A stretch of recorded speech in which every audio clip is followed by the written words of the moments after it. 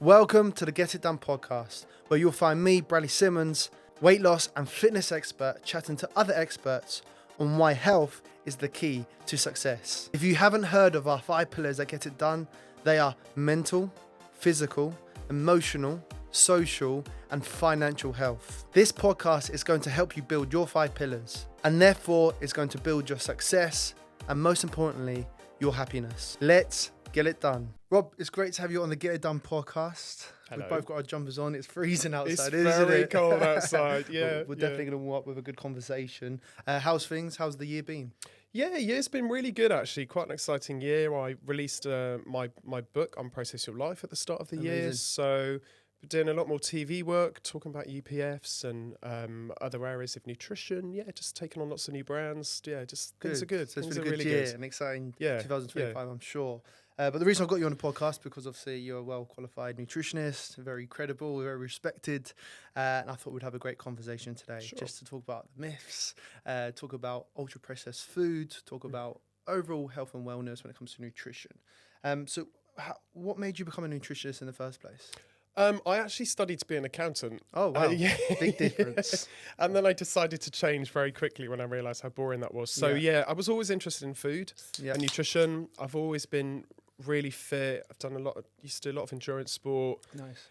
And, I just really wanted to learn more about the food side of things. So I did a nutrition degree. Then I went into public health, did a public health master's. And a lot of that work has sort of grounded me now with the work I do now, thinking about people that live outside of London. Because nutrition is very London-centric, right? Yes, When you of look course at it it is. all, it's all, you've got to have money to be healthy and all that kind of stuff. So, yeah, I did a lot of that work.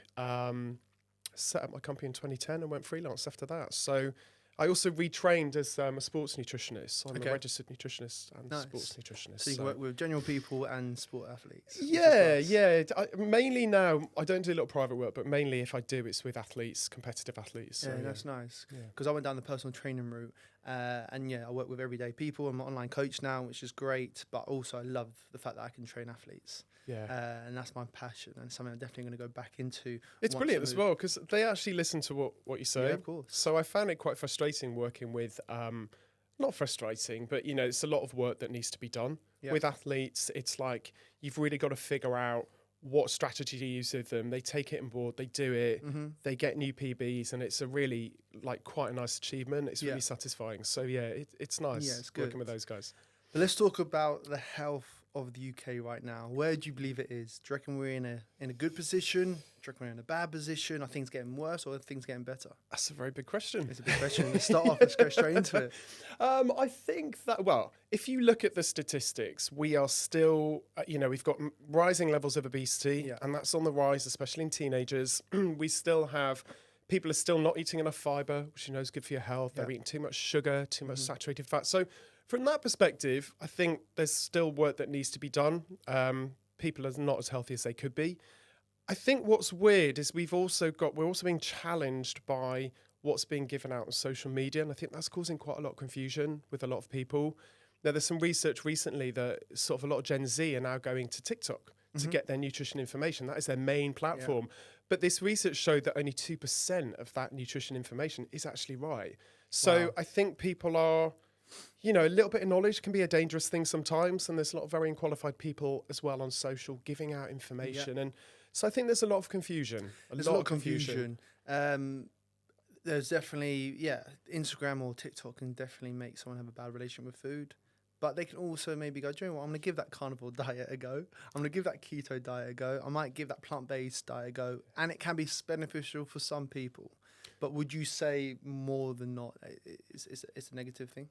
I think if you want to do anything, if a client came to me and said, I want to do the carnivore diet, I would think, right, you're in the zone, you're ready to make a change. I will show you how to do this in the right way. Yeah.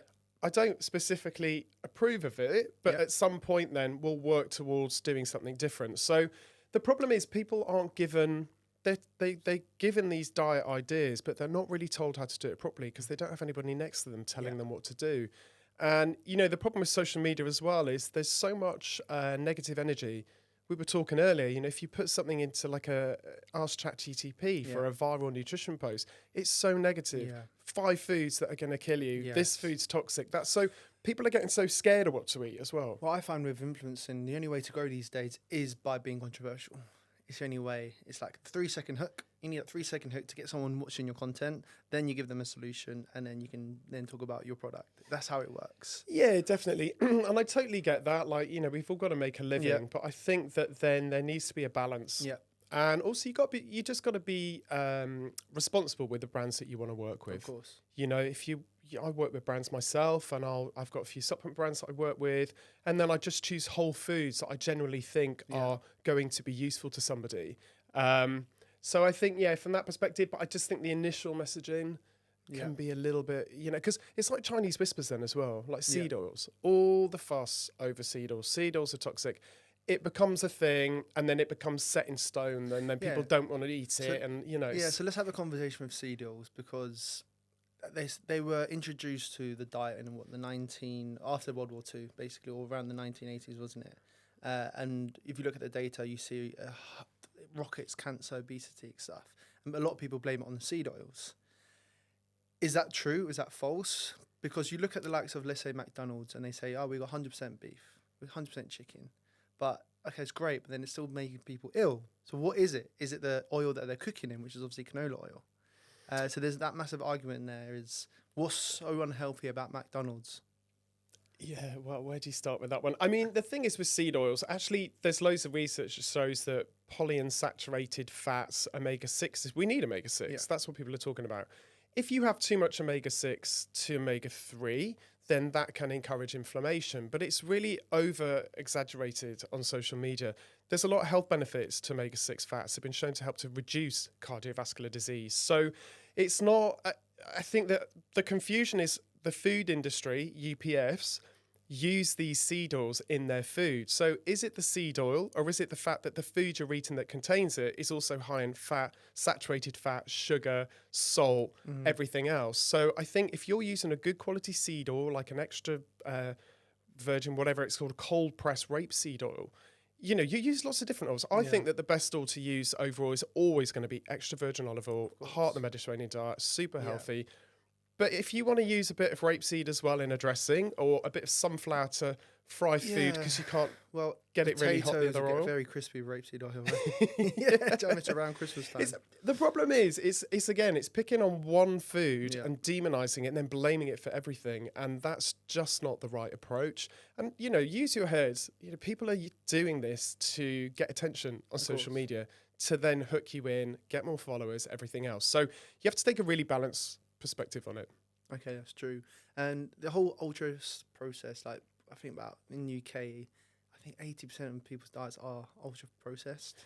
Yeah, more than 50%. It's worse in teenagers, so up to 70 plus. Is it because of convenience, quick, easy? Convenience. The food is heavily marketed to these guys as well. They don't have a lot of money to spend when they have their money to spend on food, and ultra processed food is cheap. A lot of it becomes trendy.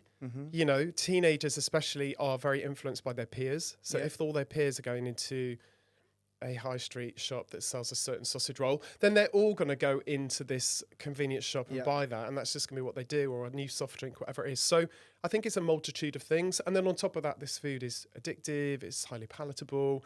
Teenagers don't want to eat other food because they think it tastes bland. So it's a very big topic. And why is ultra processed food so bad for us?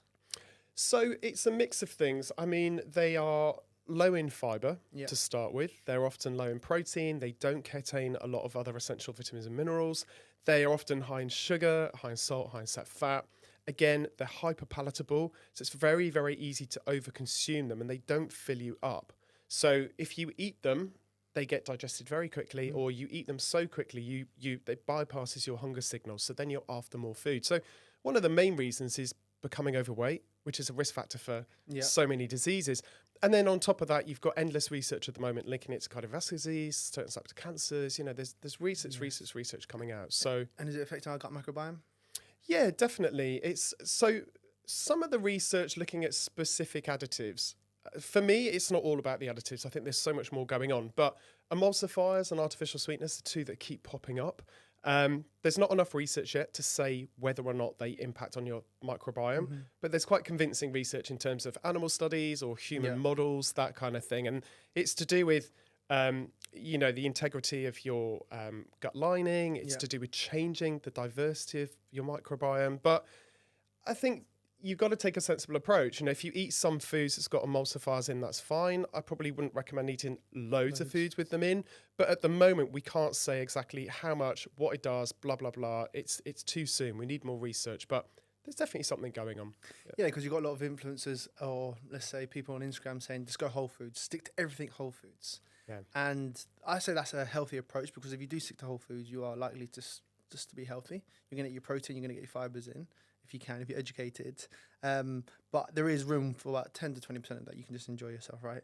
Yeah, and you've got to as well. Otherwise, you're just setting yourself up for failure. I mean, cooking from scratch as well, it's a nice idea, but don't forget there's loads of people that don't have, it's quite a privileged place to be. Some people don't have the time, they don't have the money, they're busy with their kids. Some people don't have enough kitchen space. So all the motivation. So it's quite a big thing. If you can get it right most of the time, and if you're coming from a place where you're eating loads of ultra-processed foods, just make loads of small changes to start with. I mean, I've had the challenge with clients. Obviously, I give them a meal plan, and they struggle with their meal prep to begin with. They ain't got the time, but then they get into that routine and they realise it's a non-negotiable. And once they get into that routine and start meal prepping with good sources of fibre, good sources of protein, good sources of fats, they know there's a massive difference.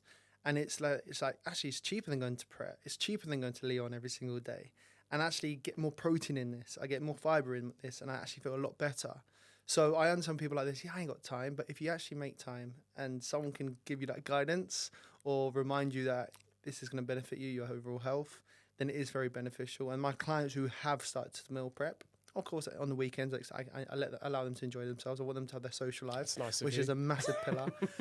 But meal prepping for me is key. And if it's the night before, if it's in the morning, but I give them quick meals to prep. I don't expect them to be in the kitchen for 2 hours for one meal. It's quick, it's easy, it's affordable. That's all you need. Like, you just need to put, it's almost like meat and two veg. You just got to put simple meals together. So I try and get people to think about batch cooking as well. I think if you've got a couple of hours and you can make a couple of dishes and put them in the freezer, it's the same sort of thing. You're right. It's just getting into the habit. Someone showing you what dishes to make, and you can make the most of processed foods. Like processed food, most food is processed, whether it's gone in a can or it's frozen. That doesn't make it ultra processed. No. So make the most out of frozen veggies and canned veggies and pulses and tin tuna, whatever you've got. Tin tuna, chickpeas, lentils, loads of different beans to get that fibre in for sure. Yeah. And you mentioned the Mediterranean diet, and this is something I agree with. It's definitely the best diet. Again, it's simple, 100%, straightforward. Extra virgin olive oil. You have your fish, you have your steaks, you have your chicken, and you have fresh vegetables, and you have your pastas, and you have your rices, you have your sweet potatoes, right? And carbs are okay, by the way. Yes. Yeah. And carbs are okay. I always say carbohydrates are fine. Yeah, absolutely. There's this like weird thing about carbs is still going on, which I find really strange. But yeah, on your point about the Mediterranean diet, endless research telling you how it helps to reduce the risk of cardiovascular, everything, even dementia, research around dementia, cognitive health. So it is really totally the best way to eat. Let's go back to carbohydrates, because for me, the reason why people don't necessarily like to eat carbohydrates because they feel it adds water weight, right? So 1 gram of carbohydrates holds in about 4 grams of water. Mm-hmm. So you're having a large bowl of pasta and your meals are quite carb heavy. You're not actually gaining body fat, you're gaining a lot of water weight. Yeah. And this is the reason. So when you do go on, let's say, a carnivore diet or keto diet, you lose that water weight quick. So next minute you've lost a few pounds and you think this is amazing. But when you are on let's say a carnivore diet, you're not getting the fibre in that we need. And fibre is essential for, obviously, our digestion. And that's where people go wrong. And they're on it for too long, then your body can start noticing the difference and a lack of energy. Definitely. I mean, I think more than carnivore, probably keto might be a better place to go if you're going to do it, 'cause at least you can eat some vegetables and whatever. And I guess there's nothing particularly wrong with it. I don't think it's sustainable long term. Yeah. I think people need to form a better relationship with food. You can have a small amount of carbs, get them nice and whole foods, whole grain carbs, that kind of thing. In sport, it's really interesting. Like, especially female football players, there's a particular they're particularly worried about carbs, and there's loads of research showing that the typical statements, carb makes you fat, and I think that a lot of that is because they're still weighed. Body fat is a big thing in football. Of course, I remember being measured. Yeah, and these women are suddenly thinking, I've got to step on the scales in front of everybody and get measured. So But yeah, on your thing, carbs do hold water. So if you get on the scales the next day and you're like, why am I heavier? Or whatever it is. Yeah, it probably is that. So but you so don't does, need to be so scared does of them. creatine, and creatine is known as the best supplement for cognitive function, for enhancing your Only performance. intermittently though, only at the beginning. Those first 30 days of loading you'll carry more water, but that should go after the 30 days. It's such a good supplement actually. It's probably one of the ones that I recommend people take, and it's safe. There's a lot of misinformation out there and myths. It's actually quite a safe supplement, and you can take it up to 5 years continually according to research. It's fine for women. The only people I don't recommend it to is teenagers. There's no research that it's particularly bad. I just think that they should be focusing on real food, and still don't really know long term what the effects are. You've got a lot of young males wanting to get ripped up and want to get big, right? And they are thinking about steroids. They are thinking about creatine, whey protein, and that can happen. But I find that actually far better than I find with women restricting their calories. Yeah. Do you know? So men will always eat, will always focus on protein. And yes, there's a bad relationship with steroids. We know that, and there's consequences if you're using too many steroids. But I find with women, from my experience being a personal trainer for the last 10 years and now online coach, men will still eat and overdo the protein and maybe the creatine, where women won't eat and they just want to get skinny as quickly as they can. And it's very frustrating because you try and educate them, but sometimes it's like talking to a brick wall. And also it's like, but sometimes it's like when you talk to teenagers, I think you have to talk in the right way. So it's, it's not about getting skinny. It's about getting slim and keeping your muscle mass. And to do that, you need to eat. Like, you can't just not eat and think that you're going to get a good body. You'll get thin, but you won't get strong. Mm-hmm. I think with teenage boys, it's such an interesting one. It's always the same. If I've been called in by families to talk to teenage boys, it's always, I just want to get bigger. Yeah. There's still this stereotype that guys somehow have to be really big. Yeah. And it's just the weirdest thing.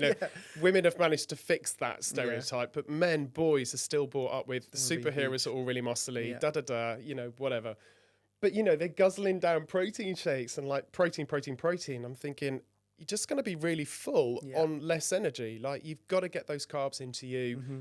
You don't need, or like the infatuation with protein is ridiculous. You don't need that much protein. Focus on fiber, because only 3% of women or 6% of women, 12% of men actually get the 30 grams of fiber a day. We all actually get enough protein on average if you look at the National Diet and Nutrition Survey. So, did you know that 1 in 5 have a gym membership but don't actually go? If you're listening and that sounds all too familiar, I have the solution. Get It Done, my wellness app, provides you with the choice between personalized gym guides, Goal Pacific guides, and hundreds of home workouts. You'll also get exclusive access to our community events and retreats. So whether it's time to cancel your gym membership and work out at home, or bring some structure and success to your gym schedule, the GID app can do just that for £18.99 a month. Not only that, we provide recipes and nutritional guidance so you can partner your workout regime with the right meal plans for optimal results. Life's too short to pay for a gym membership you're not using. It's time to get it done. I don't know why people are getting so obsessed with it. So what is the, what do they say that people should be focusing on protein-wise? What are the numbers? So it depends. So a gram for normal people, a gram per kilogram of body weight. Okay, so you've got 85 grams and 85 grams. Yeah, it's not much. That's like the RDA is 0.8, which is a bare minimum. A gram, if you're a woman, you're in menopause, up to 1.4 grams maybe. If you're an endurance athlete, I'd get you on 1.6 probably, because it's quite hard then. If you're too much, you can't get the carbs in. Yeah. If you're doing a lot of weightlifting and that kind of stuff, up to 2. Yeah. Or if you're trying to cut, you're a boxer and you're trying to cut 2.2. Yeah.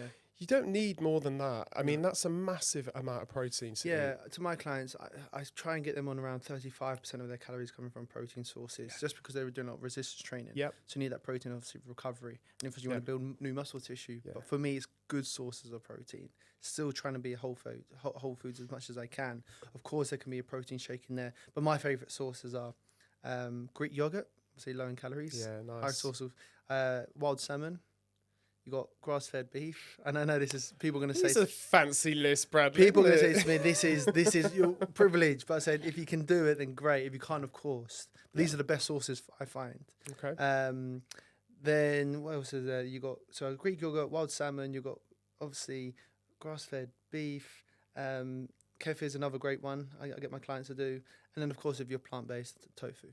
Yeah, tofu, soy protein is literally the best. It's got all the essential amino acids. You want to get that leucine in after training because that's what triggers muscle protein synthesis.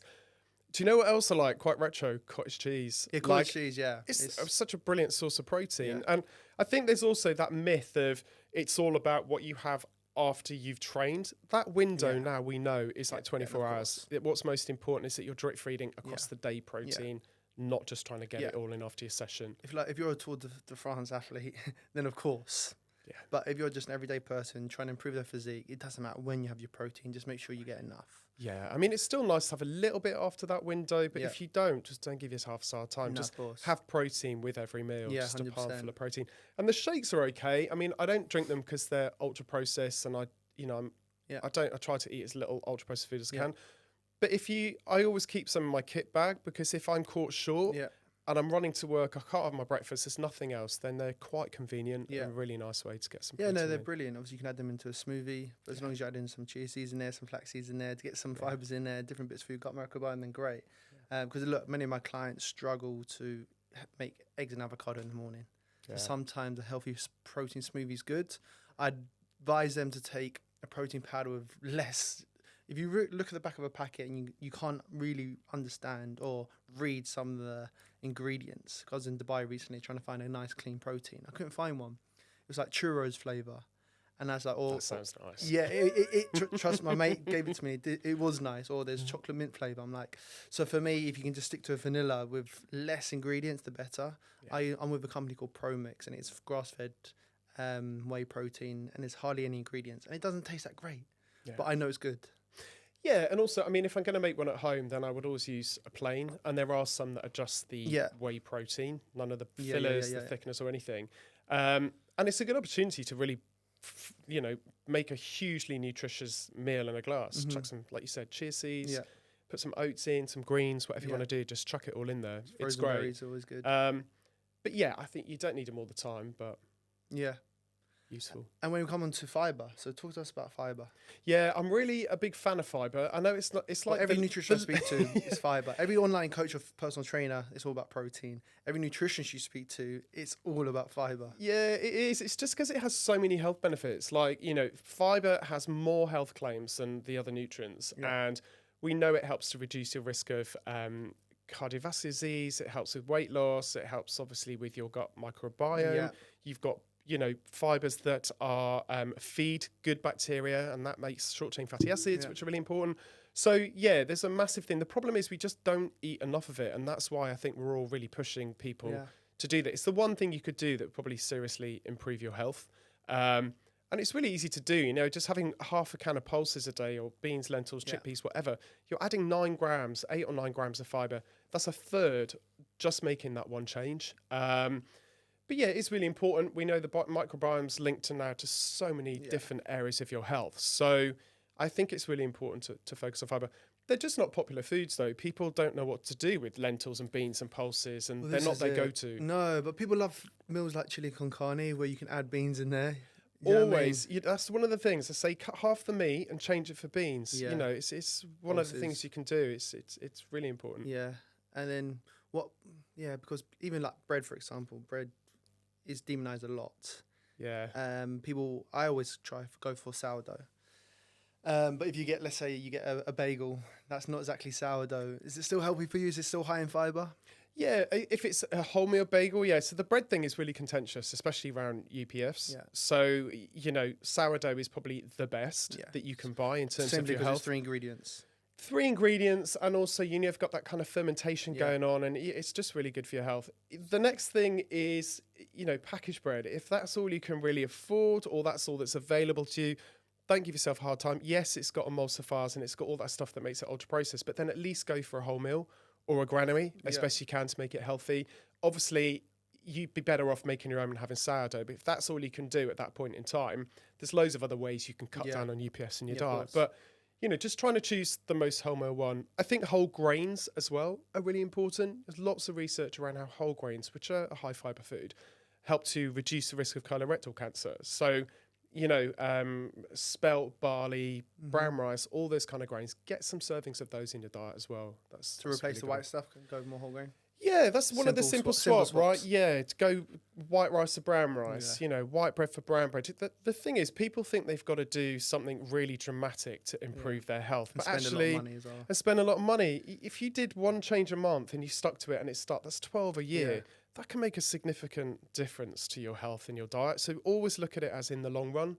We've got such a long life to live and people want a quick fix, but actually just take it slow and you'll get there and it'll be much more long term. And let's talk about another key macronutrient is obviously fats. Yeah. And now people are like, they want low fat stuff. We know low fat stuff is extra sweeteners in there, extra sugars in there. And then you go pure butter and people say that's too high in saturated fat, that's healthy for you. What is the truth? Because so many people confused about fats. They're so confused. So I'm now 47, and when I was brought up in the 90s, there was all this new messaging that you had to have low fat. Yeah. Everything was low fat. That was seen to be the best way. And actually, I still sort of promote that as a weight loss thing, but I think that not all fats are equal. Saturated fat, we want to eat less of in our diet. We want to be eating more of the polyunsaturated fats, so olive oil. Examples, yeah. So olive oil should be your main fat. Yeah. I still think that it's not a bad idea to choose lower fat versions of certain dairy foods, but obviously we know So that would you go semi-skim rather than whole milk? Yeah, I would. And it's all right me saying it's cool to have the full fat version, but just have a smaller bit of it. It'll keep you fuller for longer. That's great. But people often, in my experience, don't get it and they just still have a really big portion. And it's just contributing to their calorie intake. So I think it's not a bad idea to have the skim versions, skim Greek yogurt, light Greek yogurt, whatever it is. Monosaturated fats. So again, these were in olive oil. These help to lower your LDL cholesterol, increase your good cholesterol. So that's really good for your heart health. Yeah. It's common sense. I mean, just look at, you can tell the food that's got high in saturated fat that's not good for you. Chocolate, biscuits, pizza. It doesn't take a rocket But all that scientist to stuff work it out. has also got sugar in it. Exactly. It's got loads of sugar. It's a combination of sugar and fats together, which is a recipe for disaster. Well, that's what makes food addictive, UPFs. So that combination of food triggers reward centers in your brain, and that's going to start releasing dopamine, and that's going to make you want more of these foods. It's how they are created deliberately to be like that. In terms of the fat things, if you're eating whole foods, your fat's going to be good fats anyway. It's going to come from, oily fish, omega-3, great for your heart. You've got your olive oil, avocados, nuts and seeds, all that kind of stuff. So it's about focusing on the whole foods. Fats, all coming from whole foods. But don't forget, fat is still fat, and it's still got a lot of calories. So you might 1 gram of fat is 9 calories. Yeah. 1 gram of protein is 4 calories. 1 gram of carbohydrates is 4 calories. That's right. So, I would say about 90% of my clientele know exactly what they need to do with their physical health and their nutrition, but what they lack is accountability. And that's where I step in as an online coach. I give you your tailored program, your meal plan, and I give you that guidance and support throughout the whole journey to make sure that you get the results that you want and you progress to a stronger, healthier, resilient individual. So if you want to step things up and really improve the way you feel, the way you look, then my online coaching is for you. So if you want to receive 25% off my online coaching, simply click the link in the description of this podcast, complete the inquiry form and type transformation to make sure that you receive your 25% discount. I'll be in touch. We'll have a video call so I can understand a little bit more about yourself. I'll explain how my online coaching works and then we'll get to work and we'll get it done. Life is too short not to feel at your very best. So that's why I went with my clients. So I give them some amount of calories, which I think would be ideal for them to drop some body fat percentage, but enough calories to energize them, keep their body function, their brain function, and then have them on the right, correct macronutrient split just to ensure they're building muscle and still dropping body fat percentage. But it's a fine line. I've had clients saying, hey, my previous trainer had me on 1,000 calories. So like, oh, Jesus Christ. And how was your 1,000 calories. Yeah, it's just not enough. And I was like, Jesus Christ. And how was your gut? How was your digestive system? Yeah, I was cramped up. And now I've got IBS. It's like, this is what can happen. So you have to find that perfect number, roughly number. And if you don't have to be 100%. So if I had you on 1,800 calories, you don't have to be on 1,800 calories. It could be 1,850. It could be 1,750. Just don't obsess over it. But there's a good bit of guidance there because, yes, we want to drop body fat percentage. We know if you have a high body fat percentage, you're at higher risk of different health issues. cardiovascular disease, but not even that, just your confidence, your self-esteem. For me, that's massively important. So I just try to help with my clients, give them a perfect amount and teaching them about calorie intake and how many calories in certain foods. I don't want them to track the calories their whole life. No. Because that's obsessive, but they need to understand their portion sizes and how many calories in certain things. Yeah, I think that's what's more important is understanding what a portion of food looks like. I think calories are like a useful guideline. So when you go into a shop and you pick up a packet of food, they're the easiest way to check how much of your energy you're going to get from that. I think you're right. I think there's an obsession with tracking calories, and I don't really agree with that. I think you need to understand your own hunger cues. Yeah.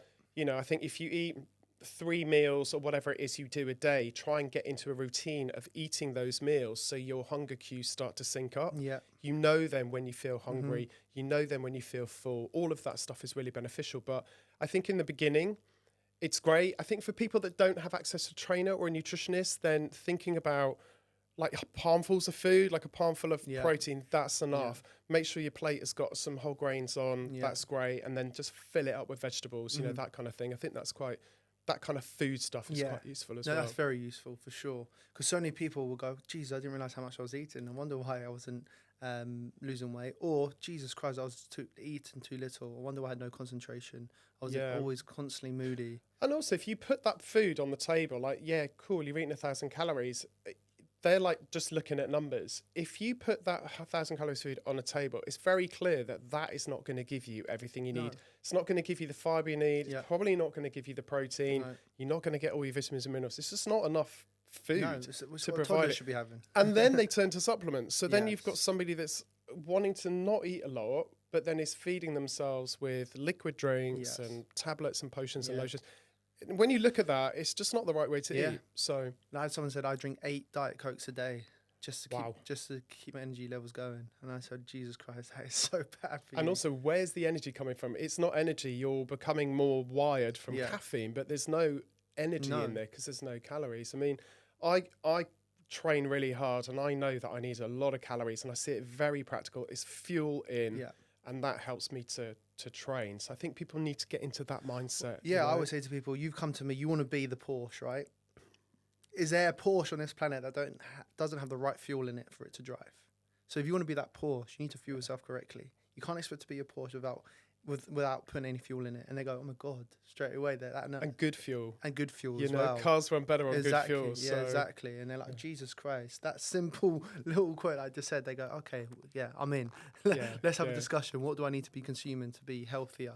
And not just physically better, but also mentally and just overall energy levels. It's all linked. I think lack of energy is one of the most common things that you get. I don't know about you with your clients, but when I see private clients, it's always, I've just got no energy. Yeah. And you can just see they're burning the candle at both ends. They're not eating enough food. They're not getting enough sleep. And these are lawyers, these are doctors, these are teachers, people that need serious cognitive function to do. Yeah. And often what you find is what you're trying to do, and I see this with athletes as well, is as a nutritionist, I'm just trying to help you navigate when to eat and how to have food to hand so you're not grabbing the wrong snacks and all that kind of stuff. So it's more of a strategy game than anything else. Because at Get It Done, we talk about the 5 pillars. This is what the podcast is all about. So the 5 pillars for us are your physical health, your mental health, your emotional health, your social health, and your financial health, right? Yeah. And for me, I had another nutritionist. She was a gut specialist, and she literally said, well, without a good gut health,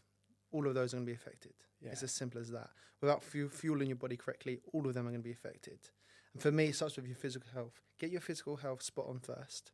Everything else will improve in your life. Your relationships with your friends, your family, your partner. At work, you'll be able to be more successful. And your social life as well. So many people in the UK, we focus, it's the British tradition or the British lifestyle to have alcohol, right? And we haven't spoken about alcohol yet. I'm not sure where your relationship is with alcohol or what you advise your clients to do. I always say to my clients, look, if you can restrict it, then amazing. The best transformations I see is when my clients completely stop. But I understand that's not for everyone.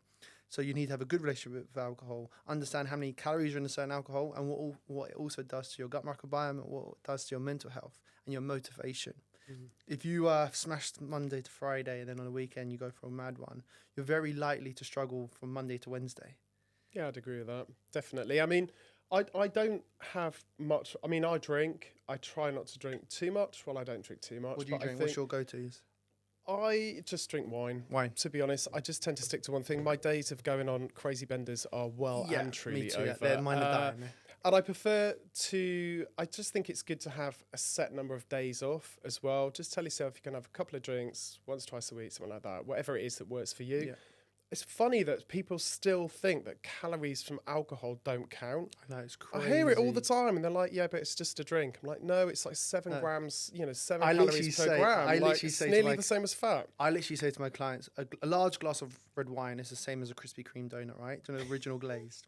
I said, "Would you have 5 glasses of red wine?" They go, "Yeah, no problem." I said, "Would you have 5 donuts?" No way. Who would do that? It's literally calories the same. And that red wine is actually going to make you feel worse in the morning as well. Yeah, I think that's the point of it, isn't it? It's the lethargy and the anxiety and giving yourself a hard time for drinking, or that you've been out all night on a bit of a bender. I think that all of that stuff is just as bad as the physical effects of drinking as well, the hard time you give yourself. So I'd agree, if you want to get yourself, it's January, you want to get yourself fit, you want to get yourself on the right track, giving up alcohol is brilliant, or just saying, I'm just going to have it this day and this day, and that's it. And and actually, if you just cut it down to a couple of days, you drink less anyway, because you start getting used to drinking less. So, but we've been told that red wine's good for you, right? No alcohol is good for you. I think that a glass of red wine, a small glass of red wine, was seen to protect your heart health because it's got polyphenols, antioxidants. But I think the messaging of wine being good for you is just not quite right. It's a toxin. It is. It gets broken down to acetaldehyde in your liver, and that's what makes you feel crap. And so even Guinness, I love a pint of Guinness, right? But they even try and make out it's the healthiest beer for you. It's like no beer is healthy for you. Yes, it's high in iron and there's this and that in it. Some iron. Iron. The thing is as well, like we have access now to, it's really easy to go out and not drink. Yeah. I mean, we've all still got friends that you go out, you say I'm not drinking, and they don't like it, and they just try and give you a hard time. But it's really easy. You get a pint. Alcohol free, looks like a pint. You can get a gin and tonic. Even if you've got your mates that are going to give you a hard time, go to the bar, get your own drinks, and they won't know what you're drinking, and then just enjoy yourself. Yeah, it's quite funny. My friend was on a stag do, and he's gone teetotal, and he ordered 12 of the lads 0% Guinness, and not one of them noticed. It's funny, isn't it? Not one of them noticed. Maybe because they probably had too many Guinnesses beforehand. But it goes to show, just get yourself 0% beer, and it's fine. Yeah. And you'll feel much better in the morning for sure.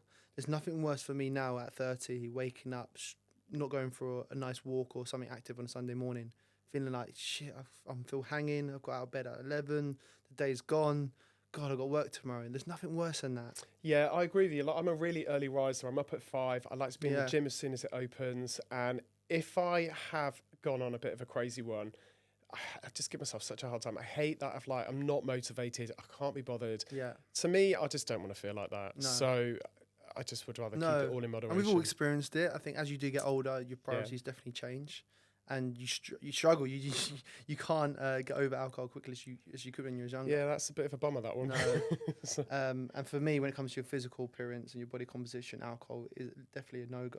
Yeah, it's the fact that you can't. It's all that middle stuff that's quite hard to get rid of. And if I see guys especially just cutting out the booze, cutting down the snacks, sometimes that's all they need to do to get. Accountability is most people's downfall when it comes to reaching health and fitness goals. You've got the gym membership, you've got the best intentions, you know what you want to achieve, but you just can't seem to stay consistent, so you give up or settle for little or no results. My one-to-one coaching is designed to create a specific plan for you to follow with your goals in mind, but with the added bonus of regular check-ins and communication, you will have the accountability you're missing and therefore no choice but to level up and get it done.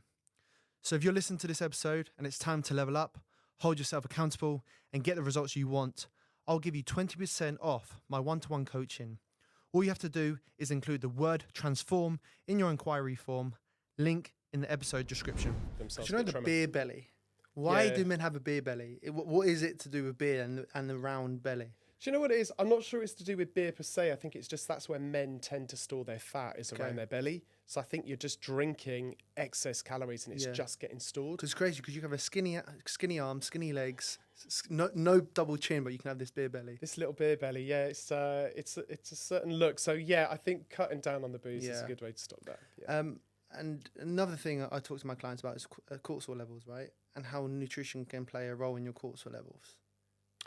Yeah, I mean, I'm not an expert on this, but yeah, obviously cortisol, stress hormone, it can cause you to store fat. It's fight or flight. Yeah. So your body's going to cling on stuff. It needs the energy to allow you to move quickly, whatever it is. So I think, yeah, to keep yourself really relaxed and keep your mental health well is probably really important in terms of trying to lose weight.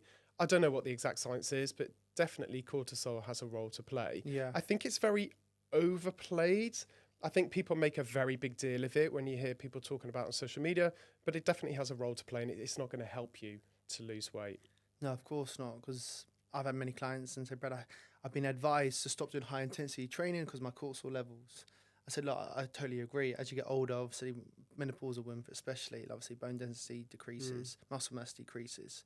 So if you're doing high intensity training all the time and potentially restricting your calories, it's a recipe for disaster. So what they need to be doing is focusing on resistance training. It's still good to do it, HIIT training. It's good for your endorphins. It's good for that social. Maybe do some low intensity cardio as well. And just make sure your nutrition is spot on. I think that is confusing for some women though, because I have friends, like I said, I'm not that far off 50, and I have a lot of female friends who are in their 50s. Yeah. And they're like, I don't want someone telling me I need to slow down and just do this, because I still want to do my endurance events, train for triathlons. The masters athlete is a growing area of athletes. Obviously, you need to do it in a different way because they've got challenges with your body. So you need to think about doing things a bit differently. But I just think in terms of that side of things, I think you just do the exercise that you like to do. And if you like to get really hot and sweaty and you do that really high intensity, it's quite hard then to say, right, I'm just going to not do it. No, of course not. So I think the most important thing is listen to your body. Yeah, because not absolutely. one fits all. Yeah. Like I have had clients who've gone to Barry's bootcamp 5 times a week and figuring out why they're so exhausted. I said, well, let's be honest. You're doing not even athletes do that. It's hard work. That's hard work. Yeah. So you definitely have to educate people, and men as well, for sure. Yeah. With testosterone levels. Yeah. And this is a massive topic I like to talk about or discuss and help my mates with. If you're not looking after your nutrition, if you're drinking alcohol, if you're sleep deprived, your testosterone levels are going to drop. And we as men need testosterone, and so do women, to be productive, to be energetic, to have a good physical appearance, to be confident, to be creative. And we're seeing testosterone worldwide just drop. Why do you think that is, and what would you advise people to do when it comes to their nutrition? Again, it's not my area of expertise. I don't know how tied to nutrition it actually is. Again, I think it's one of these topics that's made a very big deal of. I think rather than thinking about your testosterone and worrying about that, again, it goes back to just trying to make your diet good overall. There's no magic solutions. You can't increase your testosterone by drinking a supplement or anything else that's sold to you. It just doesn't work like that. So I think that it's important that you just focus on your overall health. Overall general health. Yeah, and actually just staying fit and healthy, keeping strong, all of that stuff will help with your hormone levels anyway. So I think it's just putting the focus on that and not really putting a label on it and then trying to do something around that. Yeah. Just focus on. Do you advise your clients to go and get a blood test just to see where their hormonal levels are, or where to see where they're deficient in? So that whole personalised nutrition thing, I think that if you want to go and get yourself tested to understand a bit more about your body, then I think that is quite useful. These are just snapshots in time. So especially for some of the vitamins and minerals, the next day it could be different, especially water soluble nutrients, that kind of thing. But if you want a little snapshot and that helps you to think about extra foods that you could be eating somewhere to balance yourself out, then I think that's cool. I mean, I do it with athletes. It's only a food diary, but I'll run it through some software and we'll just get a rough idea of what their nutrition looks like. But it is really useful. So vitamin D, for example, that can really impact on your energy levels, that kind of stuff. And right now, iron in women, so it's good to get something tested. Not many people get vitamin D right now. I've had plenty of it just being in Dubai. All right. And I've come back to the UK and I went for a run and I felt so stiff in my neck because it's just so cold. I'm just thinking to myself, where are people getting the vitamin D right now? You can get it from obviously food sources. Not many. Yeah, you can only get it from oily fish, mushrooms that have been grown under UV light. And if you put them in the sunshine. Yeah, if you put them in the sunshine, but even that in this weather probably won't do much. I think maybe eggs and then fortified foods, but the only way to really do it between the autumn and winter, autumn months, is just a supplement. 10 micrograms a day. You don't have to spend a lot of money. No. Just take that every day. Advice to do a spray rather than a tablet. Whichever one you want. It doesn't matter whether you're doing it sublingual or taking a tablet, taking a gummy. It's really whatever you're going to actually stick to taking. Yeah, routine. There's this thing about stacking your habits. So to get into the habit of it, maybe put it next to your milk in the fridge so that when you have a cup of tea, you see the supplement you do, or your toothbrush or whatever it is. Yeah. The most important thing is that you remember to take it. So many people buy supplements and then they just forget. I mean, I hate taking supplements. And there's so many bad boring. supplements out there as well. There's a lot of cheap stuff out there that have a lot of bulking agents in them and actually goodness in there. Yeah. That's why I always advise with vitamin D, for example, to try and use a spray. Yeah, definitely. I mean, you just use what's easier for you, but I think people go overboard with the supplements. I think you want to be really strategic with your supplements. Don't do a whole I'll just take it all and see what happens. Yeah. You know, just think about what you really think you need. If you're on a very low calorie diet, a multivitamin mineral might be quite useful because we just said before, you're probably not getting enough food. If you're a vegan, you might want to think about B12. Very hard to get in that kind of diet. You know, vitamin D. There's get yourself tested. If you're an athlete, female athlete, you really run down, really tired. It could be iron. Get yourself tested. Take a supplement. So it's just being strategic. Just don't take handfuls of them that are sold to you because you probably don't need them. That's true. Let's talk about the plant-based diet because this is obviously a topic that it's a big debate. It can be quite controversial. Some people can get very territorial with it. I've done some posts in the past and I've had literally the vegan police on my case. And I've always said the best protein is animal sources, it's most bioavailable. It contains lots of nutrients compared to potentially plant-based options, which are still great, high in vitamin stuff. Would you say a plant-based diet is a healthy diet? Yeah, it is. But again, it's if you know how to do it properly. I mean, I don't eat a lot of meat and fish, and I eat mostly plants, but I know that I like having that. I like the taste of it. I like that kind of protein. It's a very easy way to get protein diet because it contains more protein.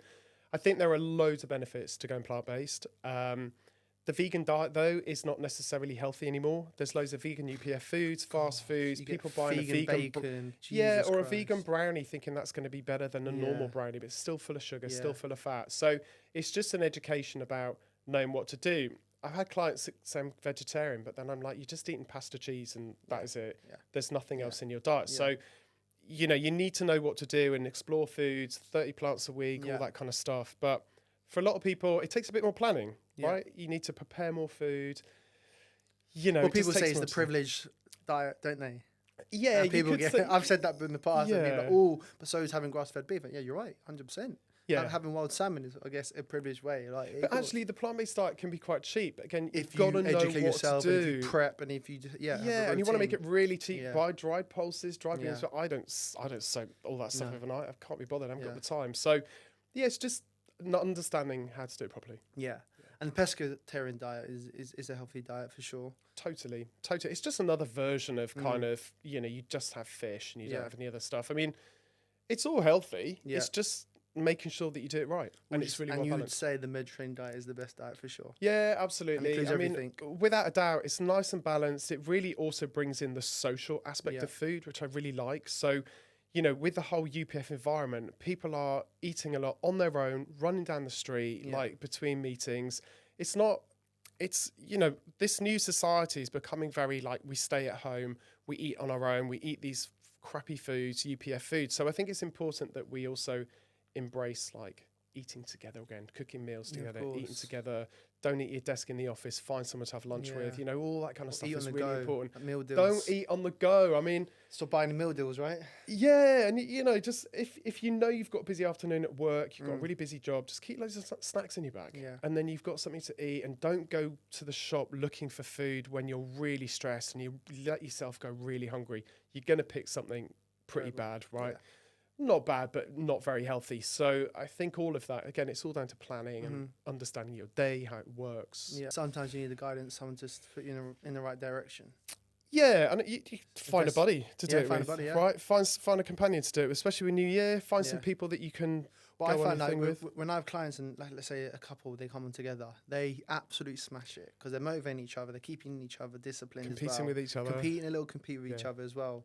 And I find that couples can come onto online coaching together, they absolutely smash it. Yeah, and it takes the load off as well. I mean, when it comes to cooking food, you can cook together. You know, you can get excited about different foods, all that kind of stuff. One can batch cook one day, one can batch cook the next, so you can share the load, which is much easier. Let's go back to gut health, and obviously we got prebiotics and probiotics, right? And people don't really understand the difference. Prebiotics, obviously your foods, what you have on a daily basis. Make sure they're obviously whole foods, lots of grains. Some of them. Yeah, some of them. And then probiotics are things like your keffirs, kimchis, kombucha. Yeah, so kefir, yogurt, that's a probiotic yogurt. You've got obviously supplements are another way to get probiotics into your system. Kimchi, all those kind of fermented vegetables. Prebiotics are foods that can't be digested very well. So they go straight through your system, and then the bacteria ferment them and turn them into short chain fatty acids, which are really good for your lining of your gut, all that kind of stuff. They are onion, garlic, like you said, some whole grains, those kind of things. Also, like pasta and rice and potatoes, when they've been cooked, then cooled, they form resistant starches that also act as prebiotics. You've also got postbiotics now that you find in supplements, and these are kind of the byproduct of the fermentation, and they're meant to, you're putting those straight into your system. So they've become very popular as well. Like short-chain fatty acids, butyrate. I don't know that much about them, but they tend to be the new area of supplementation in terms of that, which is quite interesting. It is interesting as well. And it's like kefir, for example. Do you just go for pure kefir, or do you go for the strawberry flavour? I hate kefir. I'm trying to drink it. I add it to my Greek yogurt. I'll put it in a shake. I mean, my other half is Polish, and so he loves kefir. Yeah, and it's all plain. It's like, and his mum makes her own kefir, which is quite scary. So yeah, it's really good. It's a really good habit to get into, that kind of food. If you like it, it's quite sour. It is quite sour. Yeah, if you mix it with berries, put it in a smoothie. I had manuka honey with it and a few berries, and it does make it a little bit better. A bit more palatable. I think you just, eventually it sort of tastes okay. For me, you can also just chuck it back if you... Yeah, of course.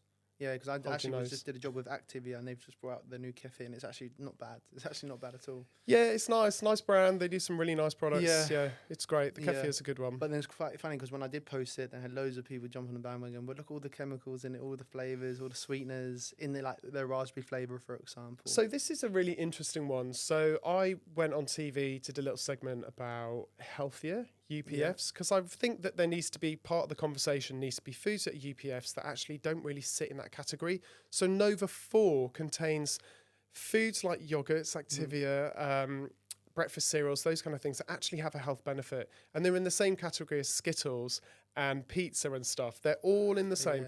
They haven't got a lot of nutrition, but these kind of foods, they are still quite nutritious. And some of them don't contain a lot of additives. You can look at the packet, they might have one, they might have an artificial sweetener. So for me, if you include some of those foods in your diet a week, don't eat them all the time, but I think that's okay because they're providing you with other nutrition.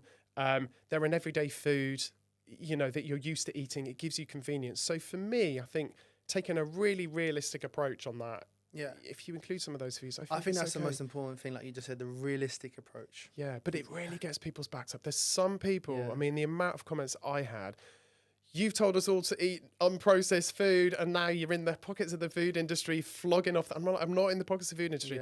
I just think this is part of the conversation. Bread, if you can't afford sourdough, make your own. That's all you can afford. Because look, not everyone lives in Fulham, Chelsea, or Clapham, or Richmond. Do you know what I mean? So there are people that can't afford certain foods that are really healthy for you. They have to go for those options. But as long as we're trying to educate them to pick healthy alternatives, like you said, the whole meal rather than white at the same price. Yeah, and you just do the best you can, because we all need a bit of convenience. There's no evidence.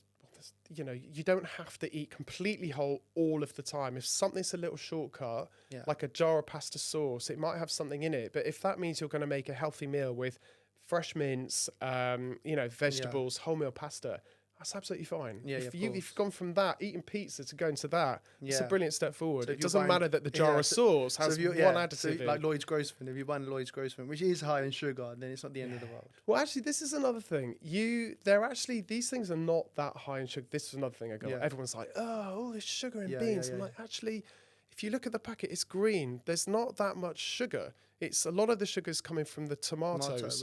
There's a little bit of added sugar. So, and the beans had like a teaspoon of sugar. I said, you can have 6 teaspoons a day. If you're having beans on wholemeal toast as a meal and you're having 3 meals a day, there was loads of room for that. I'm not saying eat it every day. But there's this also confusion around the sugar thing. Any beans, any beans you want. I mean, some beans, M&S do a bean that actually doesn't have any additives in. But I think I'm just trying to say, like, look at the jar. These things aren't as high in sugar as people are making out. Someone's like, that jar of sauce is 50% sugar. I'm like, it's not. It's really not. Like a quarter of it, it's got 5 grams. So what's so bad about sugar? Like, obviously, sugar it hasn't got any nutrients in it. It's obviously quite calorific, like as we mentioned, it's a carbohydrate. So 1 gram of sugar is 4 grams. Yeah, 4 totally. calories. I mean, sugar it comes in loads of different forms. Yeah. So, but it all turns to glucose in the body. So don't be fooled into thinking your agave nectar, maple syrup, date, whatever the name it's got. Fructose syrup. It's all still in the Fantas and the Cokes. Yeah, we don't put high fructose corn syrup in this country. That tends to be the States. America, isn't it? Yeah, definitely. But I mean, you know, that sugar, we know it's not good for us. You don't want to eat more than 6 teaspoons a day, 30 grams. And yeah, there's not much more to say. It can cause you to put on weight because you can overeat. It's quite addictive. It's not good for your teeth, which nobody seems to talk about anymore.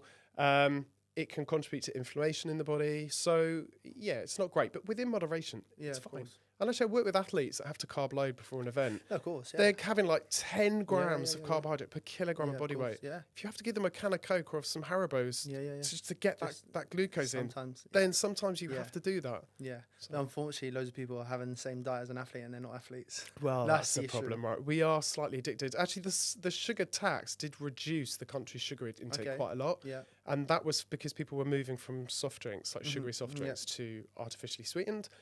Whether that's a good move, we still don't really know in terms of what artificial sweeteners do to your gut and stuff like that. But, you know, there was a reduction because of that tax. Okay, cool. I always end the conversation I always say health is the key to success. What would you say is the key to success? Yeah, I'm with you. I just think your health is your wealth. I was thinking about this a lot the other day because I was like in the gym and things were starting to ache and I thought, oh God, I really don't want to be that person that's like creaking around, you know, in a lot of pain. So it doesn't matter how much money you've got. If you're not mobile and your life's going to be not great as you get older. So yeah, I'd agree. I think your health is definitely wealth, yeah.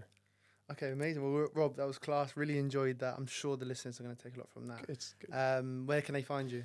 Yeah, so my Instagram account is at Rob Hobson Nutritionist. I've got a website, robhobson.co.uk, and my books you can get on Amazon. Exciting. New one coming out in January. So yeah.